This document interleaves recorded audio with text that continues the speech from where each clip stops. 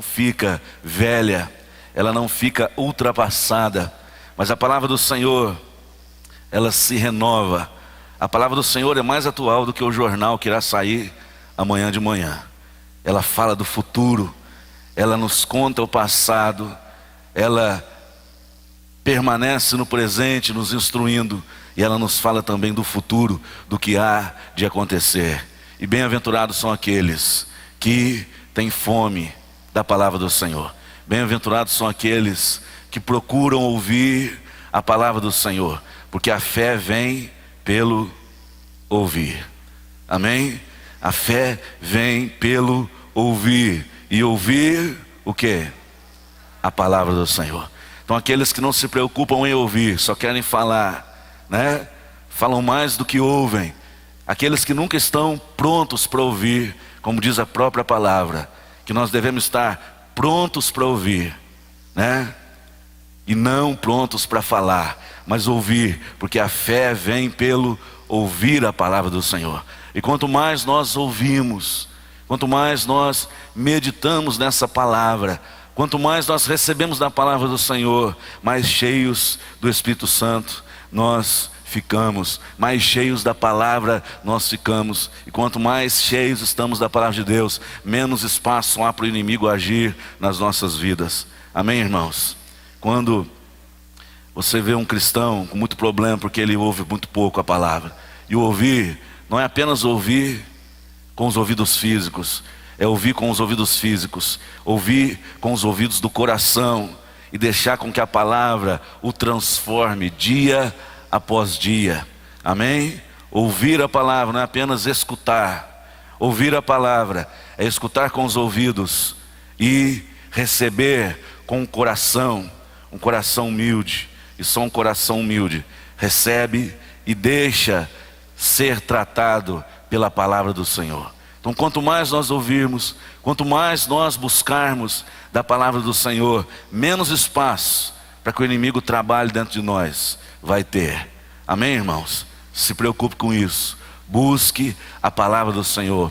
Busque a palavra do Senhor para a sua casa, para a sua família. Amém? Traga os seus filhos, né? Traga-os para ouvir a palavra do Senhor, porque da mesma forma que você está aqui ouvindo, lá as crianças, os jovens, os adolescentes estão sendo cheios da palavra do Senhor. E quanto mais estamos cheios, eu repito, da palavra do Senhor, menos espaço há para que o inimigo venha trabalhar na nossa mente, nas nossas emoções.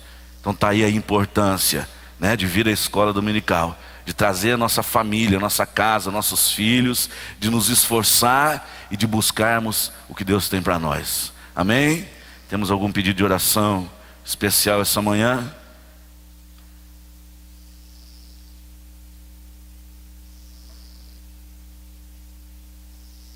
Amém. Mais alguém?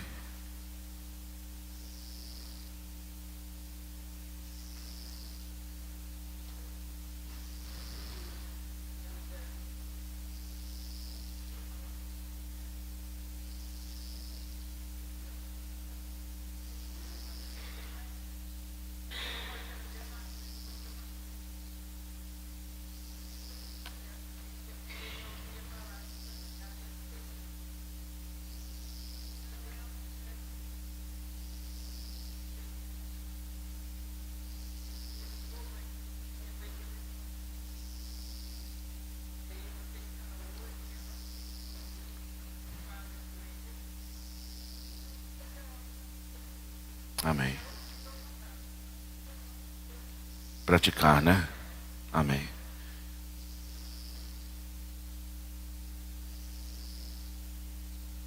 Casa da irmã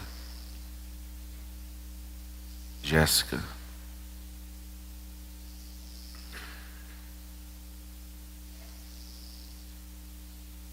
Vamos colocar na presença do Senhor. Mais alguém, irmão? Sônia. Sogra. Ah, tá. Amém.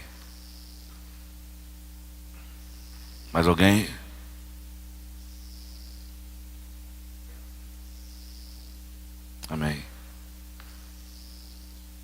Mais alguém, irmãos? Amém. Vamos orar, fechar os nossos olhos, vamos unir a nossa fé. Senhor meu Deus, é no nome de Jesus que nós colocamos diante de Ti, Senhor, cada nome que foi declarado aqui essa manhã. O Senhor conhece, o Senhor os formou desde o ventre da sua mãe, Senhor, e nós sabemos que existe um projeto sobre a vida deles também. Meu Deus, mas o inimigo muitas das vezes, Senhor, tem destruído, tem sufocado e tem, ó Deus querido, trabalhado na vida dessas pessoas. Ó Deus querido, em nome de Jesus, nós reivindicamos as Tuas bênçãos, que o Teu Espírito Santo venha tocá-los aonde eles estiverem agora, curando, restaurando, salvando, quebrando os corações, Senhor. Ó Deus querido, ó Deus, que eles venham ser alcançados pela Tua presença neste momento, Pai, que todo mal sobre a vida deles seja cancelada, amarrada, desfeita no nome de Jesus. Que a Tua graça e a Tua paz esteja sobre eles, em nome de Jesus. Amém, irmãos? Nós vamos meditar essa manhã a lição de número 6 da nossa revista Heróis do Novo Testamento. Lição de número 6, que vai falar sobre o irmão de André, André, um dos discípulos, um dos heróis do Novo Testamento que nós estudamos na semana passada, e aprendemos que André era um forte evangelista. Ele foi alcançado realmente e soube alcançar as pessoas, levar as pessoas até Jesus Cristo. E esse nós aprendemos no domingo passado, que é o papel da igreja. Amém? Que é o meu papel, que é o seu papel. Nós fomos alcançados e precisamos alcançar aqueles que estão ao nosso redor com a palavra do Senhor. Amém? E essa manhã nós vamos ser ministrados, e creio que o Espírito Santo, que é o nosso professor, ele irá falar aos nossos corações sobre Pedro, o suposto primeiro Papa da Igreja Católica. Uma mentira, porque Pedro, ele não foi o primeiro Papa. A igreja não está fundada sobre Pedro. A igreja tem um fundamento em Jesus. Eles pegam aquela parte quando Jesus diz: você é Pedro, e sobre essa rocha edificarei a minha igreja. Jesus estava dizendo no original: você é Pedro. Pedro significa pedrinha. Você é Pedro. Jesus estava dizendo: você é Pedro, eu sou rocha, eu sou pedra. Jesus está dizendo: você é Pedro, você é pedrinha, e sobre essa rocha edificarei a minha igreja. Então a igreja de Jesus não está edificada sobre Pedro, e sim sobre a rocha, a pedra angular, a pedra que os construtores, acabamos de ler aqui, que o próprio Pedro escreveu, a pedra que os construtores rejeitaram se tornou a pedra principal da construção que se chama igreja. Amém? Então a igreja está edificada e construída sobre a rocha, não sobre a pedrinha que é Pedro, mas sobre a rocha que é Jesus. Amém? Pedro, o pregador do dia de Pentecostes. Texto bíblico básico. Nós vamos encontrar em Atos, capítulo de número 2, versículo 14 ao 21, e do versículo 38 ao versículo 40, que diz assim: Pedro, porém, pondo-se em pé com os 11, levantou a voz e disse-lhes: varões judeus e todos os que habitais em Jerusalém, seja-vos isto notório, e escutai as minhas palavras. Estes homens não estão embriagados, como vós pensais, sendo essa a terceira hora do dia. Pedro estava falando sobre o dia em que o Espírito Santo desceu sobre a igreja, sobre os irmãos que estavam à espera da promessa que Jesus fez antes de ressuscitar. Ele disse: eu vou pedir, eu vou rogar ao Pai que vos envie um outro Consolador, o Espírito Santo.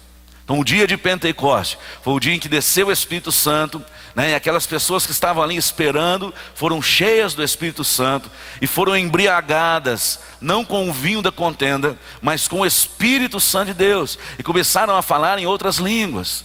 E o relato nos diz que aqueles que estavam do lado de fora, não do lado de dentro, que passavam e viam aquelas pessoas falando em línguas estranhas, sendo batizadas no Espírito Santo de Deus, achavam que eles estavam embriagados, né, pelo vinho, pelo álcool. Então Pedro, ele diz no versículo 15: estes homens não estão embriagados como vós pensais, sendo essa a terceira hora do dia. Mas isto é o que foi dito pelo profeta Joel: e nos últimos dias acontecerá, diz Deus, que do meu espírito derramarei sobre toda a carne, e vossos filhos e vossas filhas profetizarão, os vossos jovens terão visões, e os vossos velhos sonharão sonhos.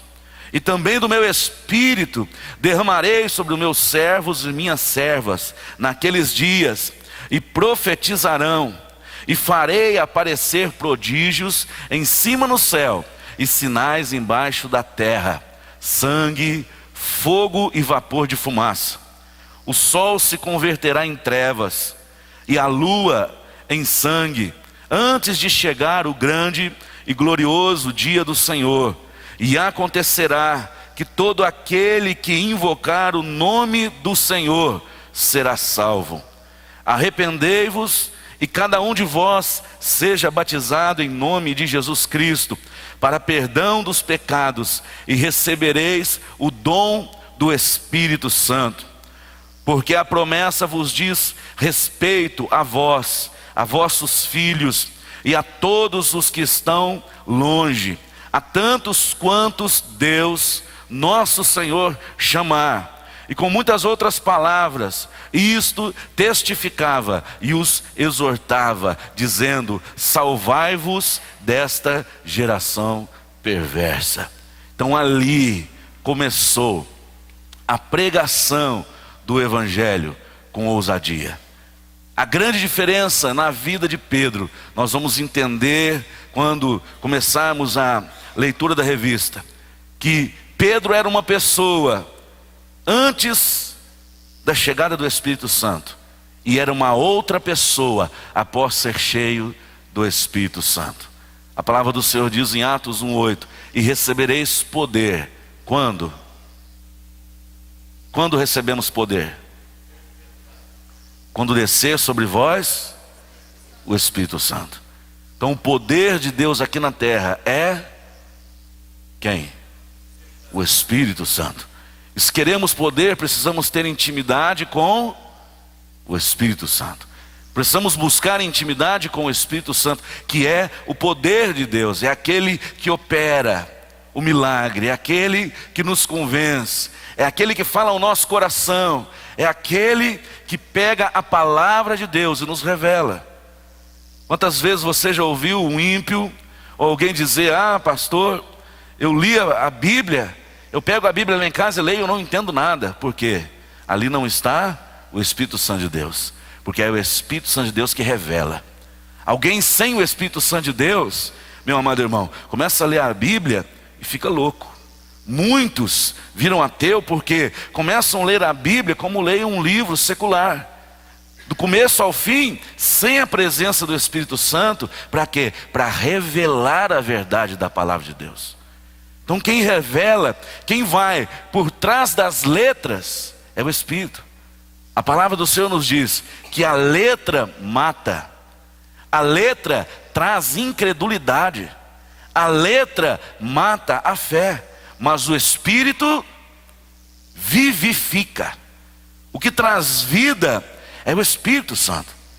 Se não é o Espírito Santo para nos revelar a palavra do Senhor, se não é a unção do Espírito Santo de Deus na Escritura Sagrada, seria um livro qualquer e muito confuso de se entender.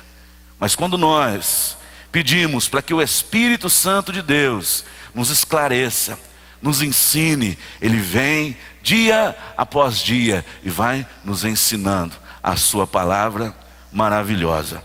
Amém?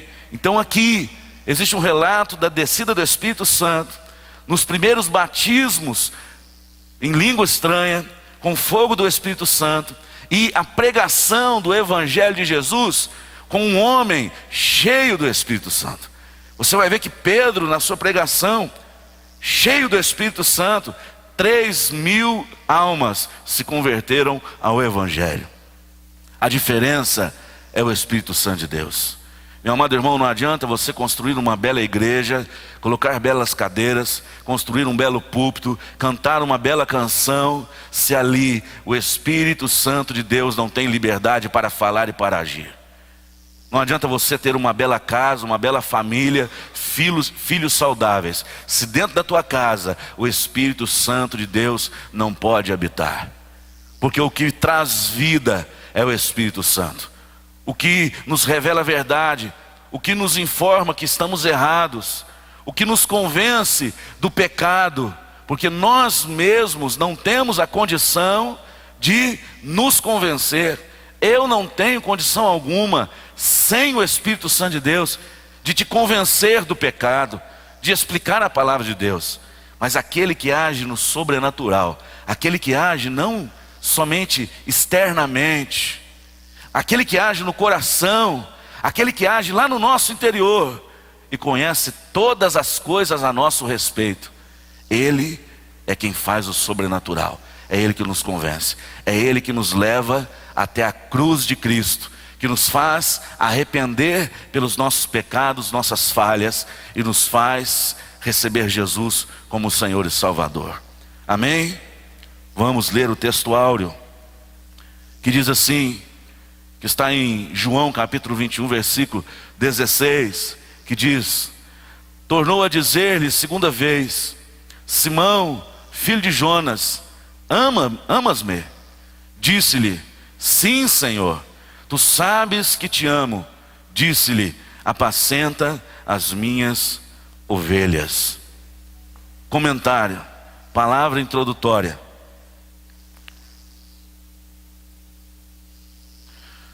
Simão ou Pedro, filho de Jonas, era irmão de André e natural de Betsaida. Quem levou Pedro até Jesus? Quem veio na escola bíblica domingo passado aprendeu sobre isso. Quem levou Pedro até Jesus, quem recebeu Jesus em primeiro lugar e buscou o seu irmão, foi André. Ele foi e apresentou Pedro a Jesus. E olha o que foi Pedro quando ele recebeu o Espírito Santo. E se André não tivesse apresentado Pedro a Jesus, será que teríamos Pedro como um dos heróis do Novo Testamento? Será que aprenderíamos essa manhã com a história, o testemunho e a vida de Pedro? Mas André, cheio do poder e da palavra de Deus, alcançou Pedro, e Pedro alcançou milhares de pessoas. E até hoje, após a sua morte, ele alcança através da palavra do Senhor no seu testemunho. Daí a importância. Aprendemos também no domingo passado, a história daquele agricultor que pegava com o seu trator as pessoas nas fazendas e levavam, as pessoas até uma reunião numa certa sede. E um garoto não queria ir naquela reunião. E aquele agricultor foi insistindo com aquele garoto, com aquele jovem. E aquele garoto até um dia ele aceitou o convite e foi àquela reunião e nunca mais deixou de ir. E aquele garoto se tornou conselheiro de dezenas de presidentes dos Estados Unidos. Conselheiro, e alcançou milhares de pessoas. Então nós entendemos a importância de alcançar vidas para o crescimento do Evangelho do Senhor Jesus. Então quem levou Pedro até Jesus foi André. Simão, ou Pedro, filho de Jonas, era irmão de André e natural de Betsaida. Ele aparece nos relatos bíblicos algumas vezes como um personagem tenso e apaixonado, em outras tantas como também imaturo e inseguro. No entanto, apesar das limitações impostas pelo pecado à condição humana, ele era verdadeiramente devotado a Deus. além das suas falhas, mesmo com suas fraquezas, ele era devoto ao Deus Altíssimo. Esta lição nos apresenta um desafio.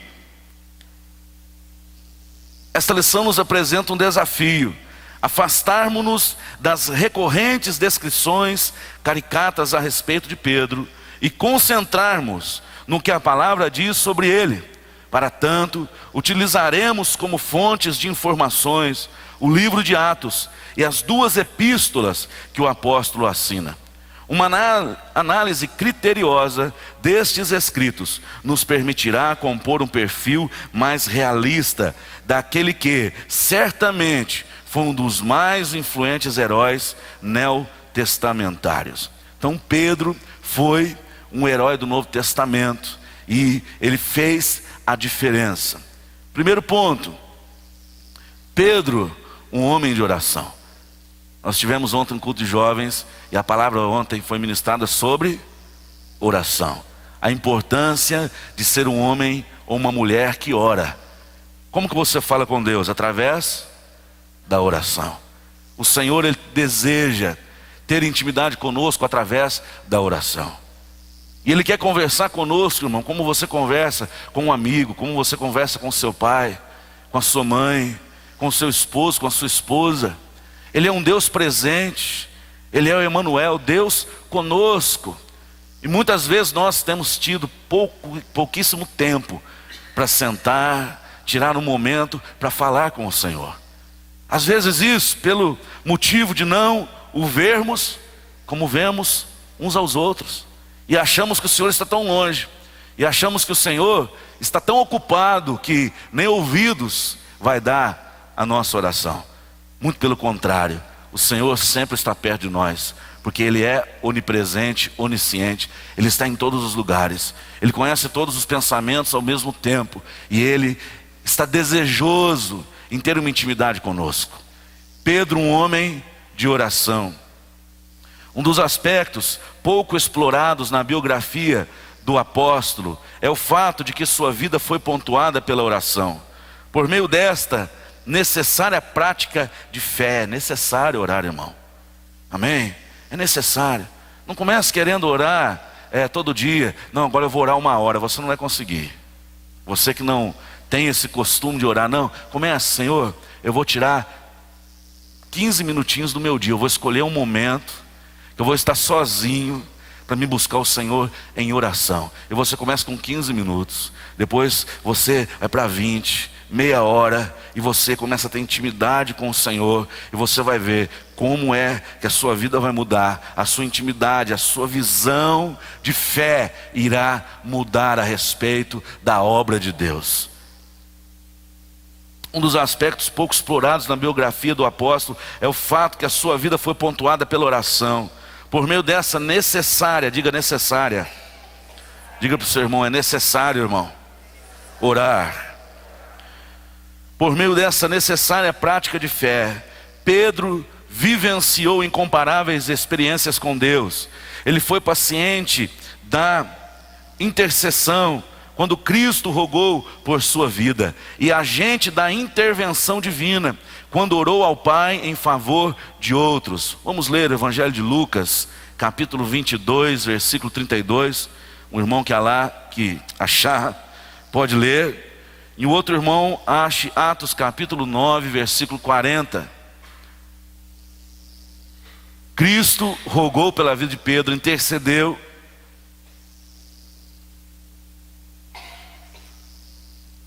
E Pedro orou intercedendo por outros. Lucas 22, 32. Quem achou?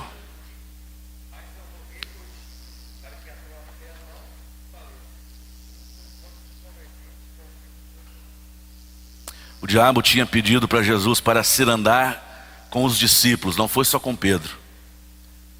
Você vai ver que quando Jesus disse para Pedro, olha Pedro, o diabo pediu para cirandar com vocês, e eu roguei para que a sua fé não desfaleça. Então Cristo, Jesus, orou, intercedeu pela fé de Pedro. Atos capítulo 9, versículo 40, quem achou?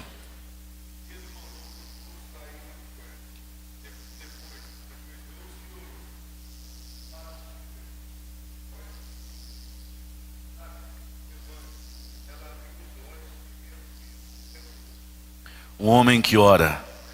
Há uma diferença muito grande, há uma diferença enorme na vida daqueles que têm um determinado tempo de oração, de intimidade com o Senhor. O Senhor não faz acepção de pessoas, irmãos. Ele usa apenas aqueles que estão disponíveis, amém? Ele usa mais uns do que os outros. Não é porque Ele quer usar uns mais do que os outros, é porque uns se dedicam mais do que os outros na oração e na meditação da palavra. Então, se você quer ser usado, se você quer entender, compreender, ser íntimo de Deus, ore mais. Busque, orou a Deus e sobreveio-lhe um arrebatamento de sentidos.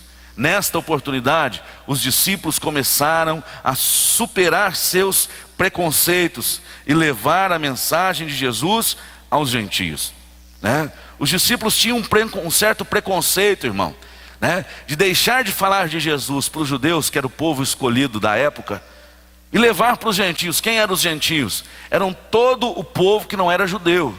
Judeu era o povo escolhido. Jesus veio para salvá-los. Eles rejeitaram e a porta da graça foi aberta para todos os povos. E os discípulos tinham um certo preconceito em pregar a palavra para os gentios, para os outros povos. Então depois, né, que Pedro começou a agir no poder do Espírito Santo, esse preconceito foi quebrado, porque eles entenderam que a porta da graça estava aberta para todos. Uma discípula chamada Tabita, Dorcas, desfrutava de excelente reputação na comunidade cristã a qual pertencia, por conta de suas boas obras e esmolas. Porém, certa feita, a mulher adoeceu e veio a falecer. Prestes a ser sepultada, levaram-na e colocaram-na em um quarto alto. Ouvindo os discípulos que Pedro havia curado Enéas, enviaram 2 varões a Lida para buscar o apóstolo, provavelmente por terem esperança de que ele realizaria um milagre ainda maior em favor da amada irmã. O apóstolo orou a Deus, reconhecendo que o poder e a autoridade do Cristo ressuscitado suplantam a vida e a morte, e Dorcas ressuscitou. Que experiência maravilhosa que Pedro teve ali naquele momento, né? Um varão por nome Cornélio. Apesar de Lucas não dizer se existia um motivo específico para que Pedro orasse naquele momento, fato é que o Senhor estava demolindo os preconceitos até então existentes no coração do apóstolo, que por sua vez permitiu-se ser usado por ele. O sinal proveniente do céu pretendia alertá-lo sobre o fato de que os judeus não deveriam mais considerar impuros os gentios. Então, todos poderiam ser alcançados pelo Evangelho. E por causa dessa atitude, por causa dessa quebra de preconceito, irmãos, nós, né, considerados gentios naquela época, nós fomos alcançados pelo Evangelho. Nós entramos pela porta da graça. Nós recebemos de graça a salvação através da fé em Jesus Cristo. Porque foi quebrado esse preconceito. O Evangelho deixou de ser pregado somente para judeus e começou a ser pregado por toda a terra. Amém? Segundo ponto, Pedro, um pregador poderoso. Quando lemos as histórias e as citações relacionadas à vida do apóstolo, por vezes temos a impressão de que os narradores falam de 2 pessoas distintas. O Pedro da narrativa que precede a descida do Espírito Santo não se parece com o Pedro que, cheio do Espírito Santo, pregou para uma multidão e quase 3.000 almas receberam a palavra. Diga para alguém perto de você, há uma grande diferença em alguém cheio do Espírito Santo e alguém vazio, sem o Espírito Santo de Deus. Há um Pedro claramente, né, citado na Bíblia, um Pedro com certas atitudes antes de ser cheio do Espírito Santo, e um Pedro totalmente diferente, depois de ser cheio do Espírito Santo. Precisamos estar cheios do Espírito Santo. Amém, irmãos? Atos 1:8, o irmão abre e lê para nós.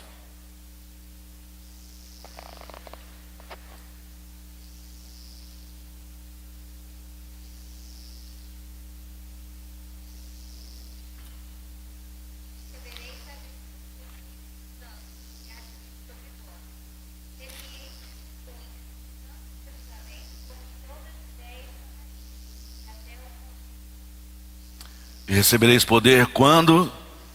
Qual é o tempo aí? Quando que você recebe poder? O tempo é quando você ser cheio do Espírito Santo de Deus. Enquanto não tiver o Espírito Santo de Deus, nada de poder.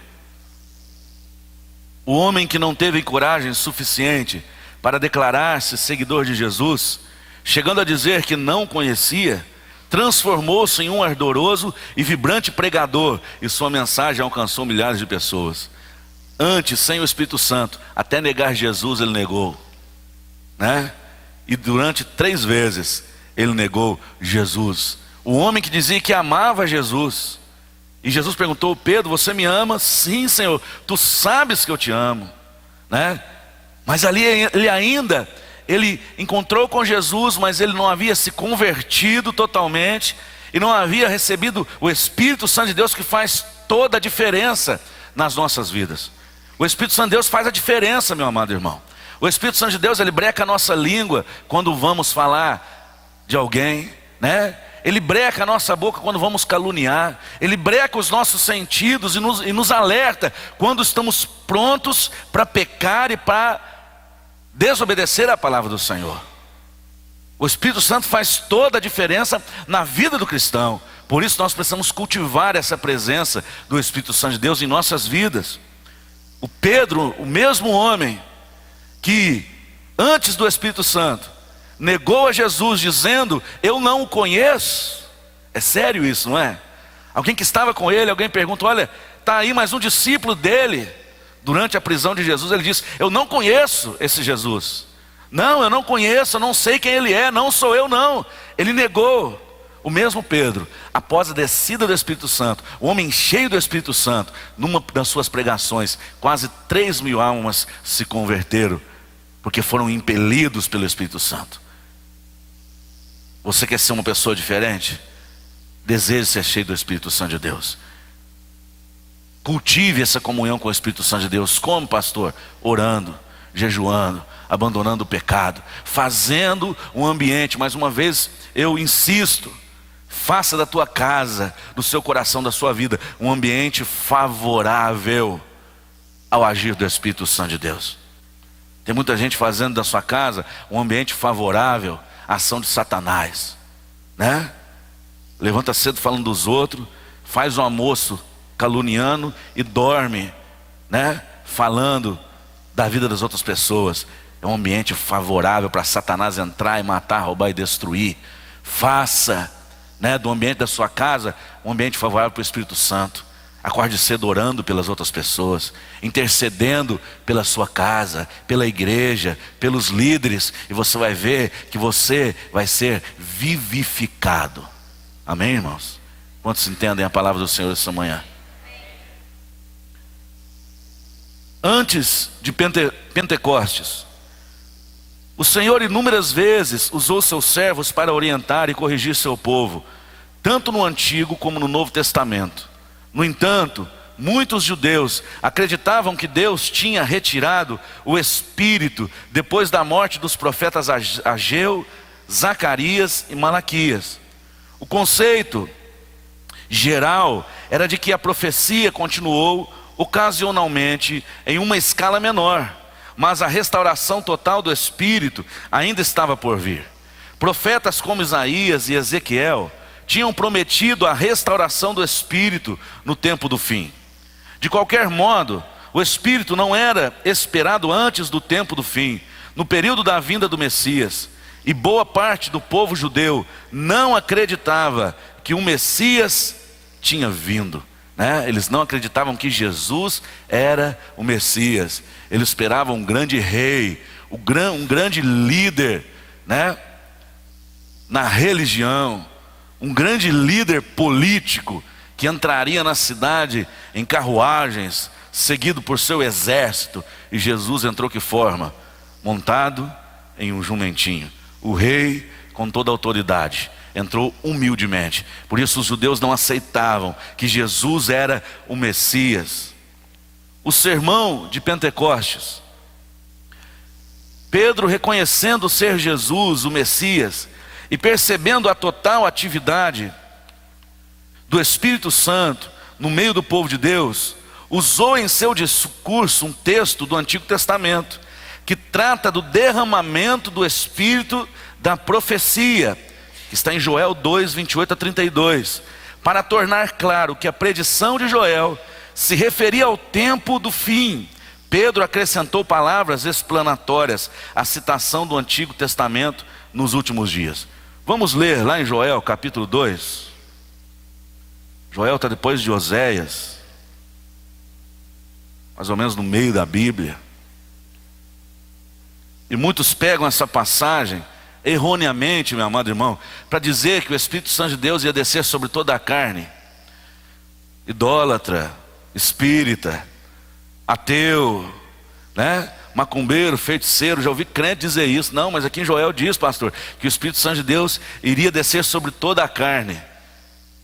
Mas nós precisamos interpretar o texto que lemos, amém, irmãos? Eu vou mostrar para você qual é toda a carne que Joel estava declarando e se proferindo ali.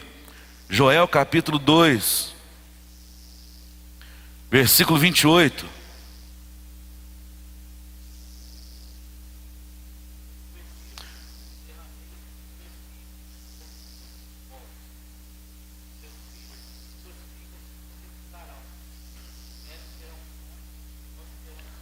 O que está dizendo aí? Como é que começa o versículo? E depois, há um tempo aí, amém? E nós não podemos ignorar esse tempo que o versículo se inicia dizendo. Diz, e depois disso, e nós ignoramos, e lemos, derramarei do meu Espírito sobre todos os povos, né? Então está lá o idólatra, o crente falando que o idólatra, o feiticeiro, o macumbeiro, o ateu, aquele que não conhece Jesus ia ser cheio do Espírito. Depois disso, depois do que, irmão? Nós temos que fazer essa pergunta quando nós lemos um versículo dessa forma. Depois do que? Vamos ver? Vamos voltar um pouquinho aí? Depois disso, é uma leitura bem extensa.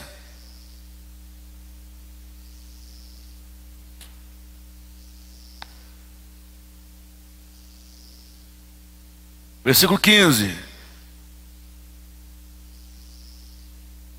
2, versículo 15, depois disso aqui, ó, que o Espírito ia descer. É sobre a vida destes aqui, ó. Versículo 15.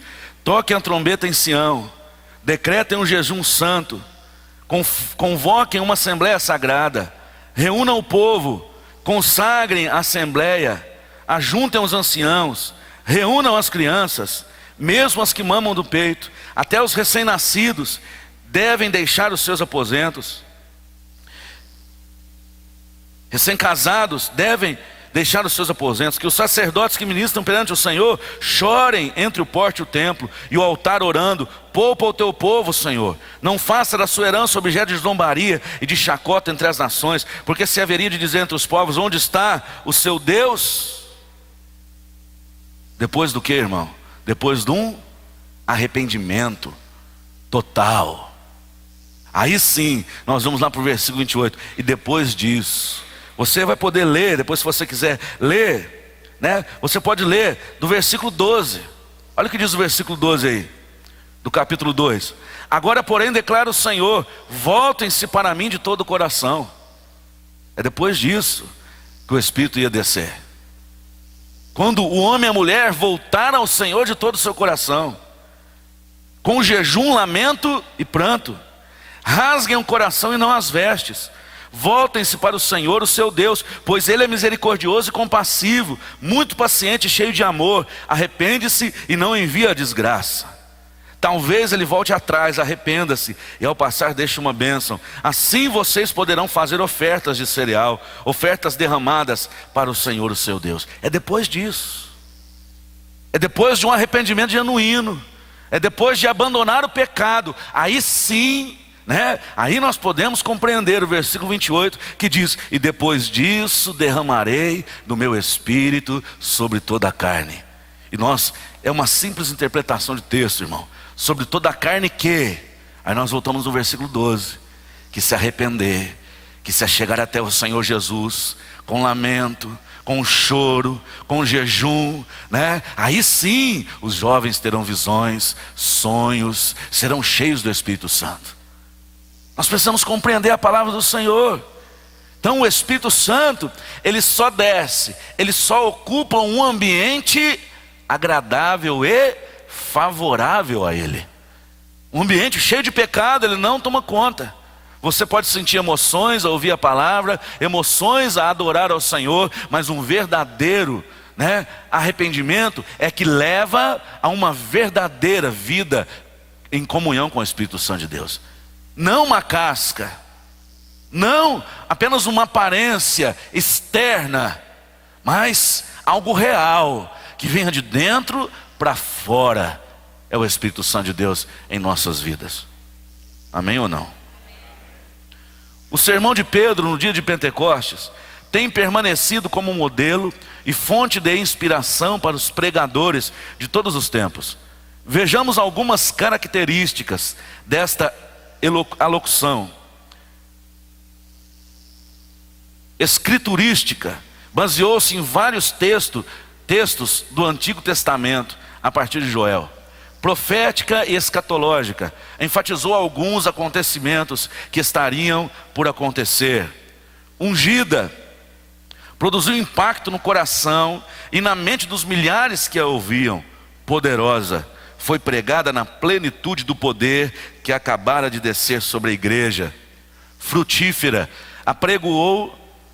agregou quase 3.000 almas ao rebanho do bom pastor. O Espírito Santo na vida de um homem faz com que ele haja no poder do Espírito Santo de Deus, que é o poder de Deus entre nós, que é o poder de Deus em nós. Quem é o poder de Deus? 2.3. Depois de Pentecostes, os seguidores de Jesus testemunharam primeiro aos judeus na cidade de Jerusalém, e tinham Pedro na liderança do movimento. No entanto, a perseguição à igreja começou rapidamente, dispersando os cristãos em direção a Samaria e ao restante do mundo conhecido. Vamos ler lá Atos capítulo 8, versículo 1. Depois da descida do Espírito Santo, a igreja foi tragicamente perseguida pelo Império Romano, Homens, mulheres sendo mortos, jogados na arena para serem comidos e devorados vivos, famílias inteiras devoradas por leões. O evangelho foi perseguido. Atos 8:1.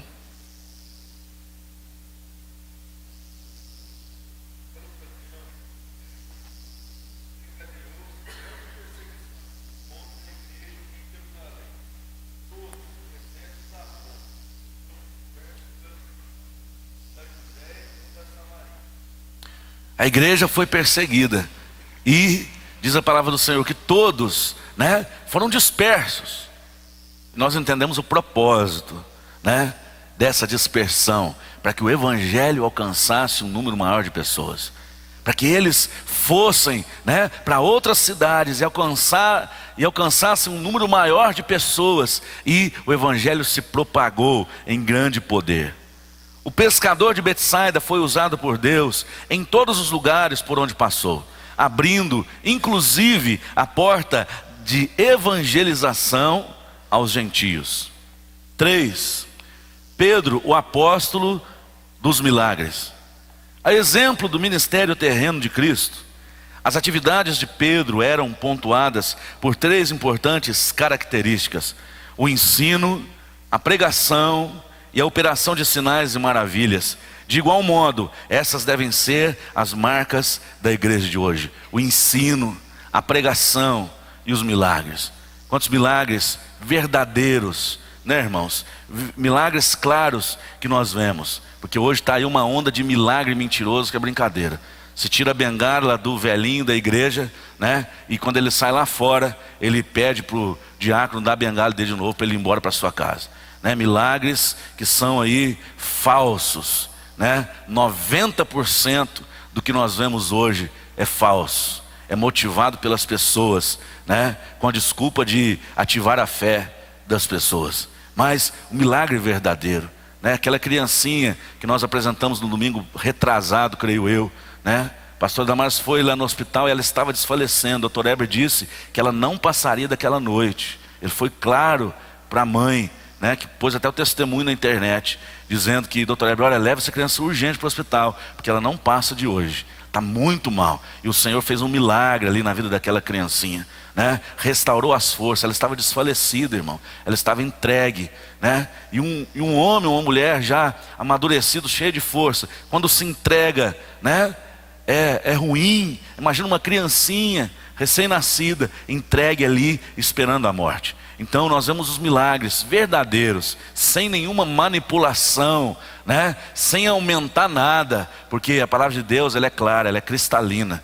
Nós não devemos nem diminuir o que Deus faz nas nossas vidas e nem aumentar. Se eu diminuo, eu minto. Se eu aumento, eu minto da mesma forma. Ah, mas é para glorificar o nome de Deus. O Senhor não nos ensina a mentir para glorificar o seu nome. Devemos ser verdadeiros. Amém? Então a igreja deve, né, possuir essas características: ensino da palavra, pregação do evangelho e sinais no meio da igreja, de cura, de libertação, de transformação e de salvação.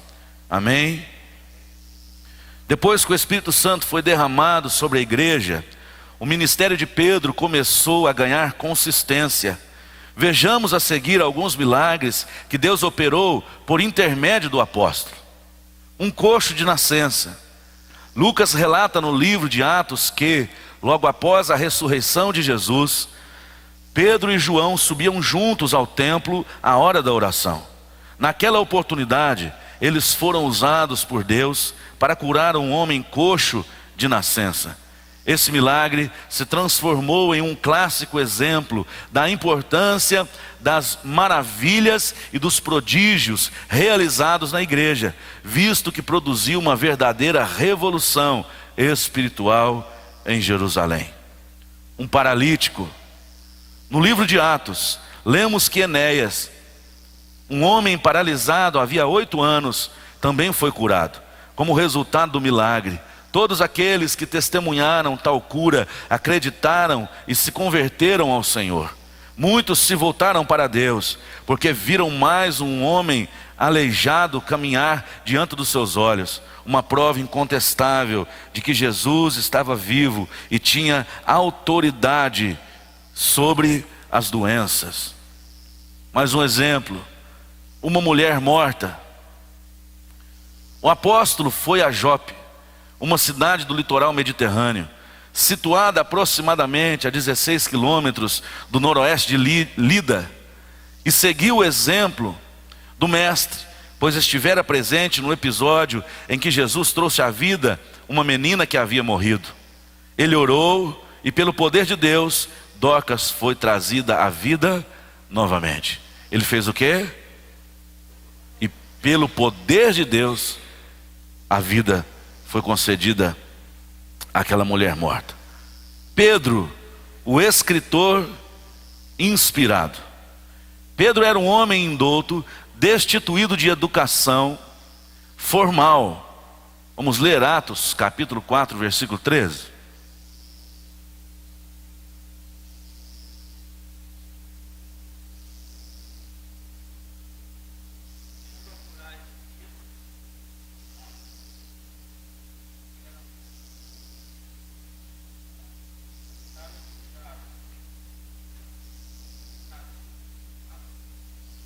Pedro era um homem simples, não era um homem de muito conhecimento e muito entendimento humano, como já era Paulo, né?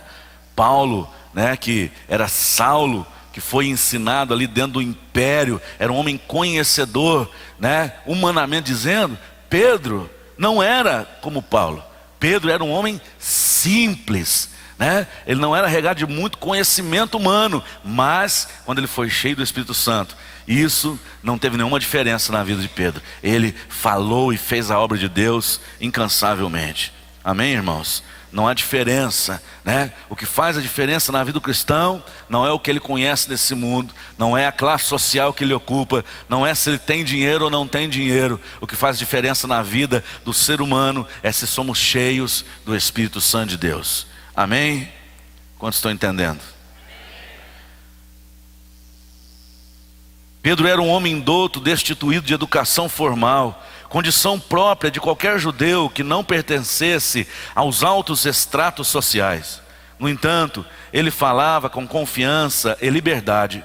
A apresentação do evangelho feita por esse simples pescador é poderosa e verdadeira, porque ele foi testemunha ocular de tudo o que ele falava. A primeira epístola.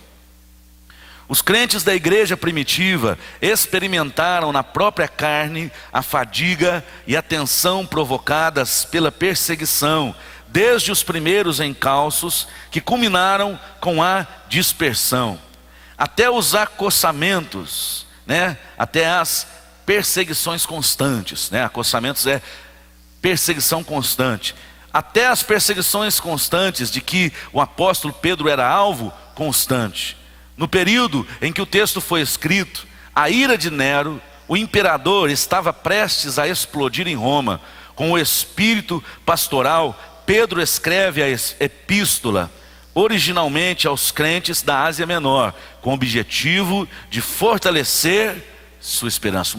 Uma grande perseguição estava prestes a explodir e os cristãos seriam massacrados por causa do evangelho. E Pedro, né, ele escreve sua primeira carta a esses irmãos, para que a fé deles não desfalecesse diante das provações e das perseguições. A segunda epístola, segunda carta, a temática da segunda epístola de Pedro difere muito da primeira. Nela, o apóstolo ocupa-se fundamentalmente de apresentar uma séria advertência acerca dos falsos mestres e dos escarnecedores de Deus e da sua palavra, né? Aqui fala dos falsos mestres, daqueles que pastoreiam si mesmos, né? Então, naquela época já existiam e nos nossos dias é como praga, né, irmão? É como tiririca, em todo quanto é lugar está tendo falsos mestres, falsos líderes que estão não para trazer entendimento, mas para trazer confusão.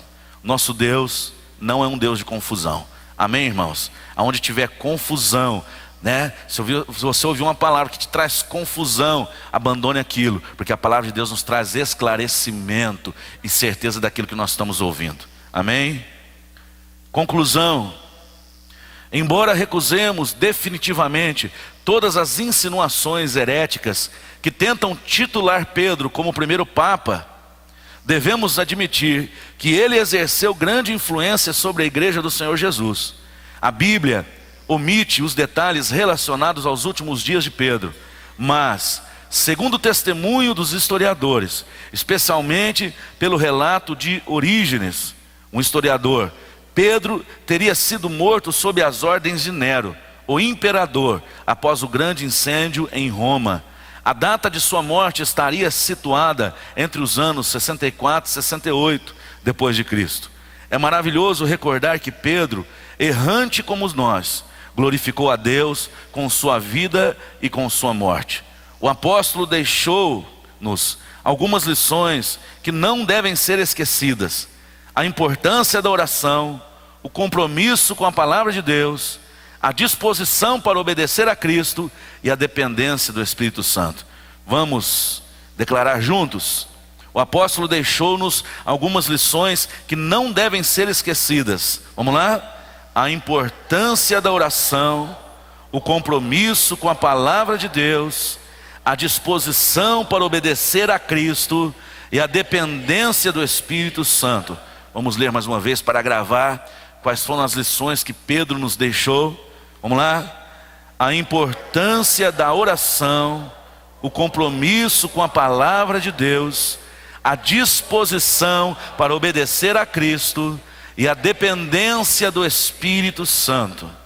No entanto, talvez a maior delas seja esta: em Deus todas as nossas limitações podem ser superadas, porque mais importante que cair é entender que Cristo pode nos levantar. Amém? Que nós possamos aprender com Pedro, e que se infelizmente caímos, nós temos a confiança de que se nós confiarmos e nos arrependermos do nosso pecado e voltarmos ao Senhor Jesus, seremos cheios do Espírito Santo e erguidos pelo Senhor.